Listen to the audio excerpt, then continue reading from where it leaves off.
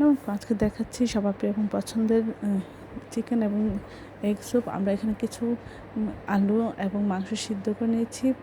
এর মধ্যে দিয়েছিলাম লবণ এবং কাঁচামরিচ। আমরা এখন দিচ্ছি আধা চামচ আদা বাটা, আধা চামচ রসুন বাটা, আধা চামচ হলুদ গুঁড়া, সামান্য একটু হলুদ গুঁড়া, আধা চামচ ধনিয়া গুঁড়া, আধা চামচ জিরা গুঁড়া। এরপর তো আপনি ম্যাজিক মশলা দিতে পারেন। আর এখন দিয়ে দিচ্ছি থাই সুপের প্যাকেট, কিছু গাজর কুচি এবং টমেটো পেস্ট দিয়ে আমরা এটা চাল করে নিব। সব কিছু একসাথে মিশিয়ে আমরা লবণ এবং ঝাল টেস্ট করে নেব। আর এটা আরও টেস্টি এবং পুষ্টিকর করার জন্য আমরা একটু ডিম ফেটে এর মধ্যে দিয়ে দিচ্ছি।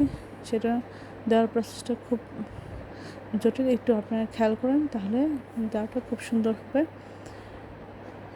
প্রয়োজন হলে আমরা একটু ডাল ঘুটনিতে একটু ঘেঁটে দেবো, সব যেন ভালো করে মিশে যায়।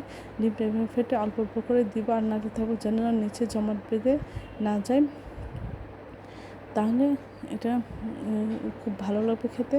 আর ডিমটা দেওয়া হয়ে গেলে আমরা এর মধ্যে দিয়ে দেবো 2 চামচ কর্নফ্লাওয়ার দিয়ে আমরা এর পাতলাটা ভাবটা দূর করে নেব। একটু ঘন ঘন ভাব হবে, খেতে অসাধারণ লাগবে। খুবই মজা হয়েছিল। আশা করি রেসিপিটা একবার হলে ট্রাই করবেন। সবাই আমার চ্যানেলটি লাইক করুন, শেয়ার দেবেন, সাবস্ক্রাইব করবেন এবং প্লিজ বেশি বেশি শেয়ার দেবেন। আমার চ্যানেলে সব রকম রান্নার রেসিপি রয়েছে। আশা করি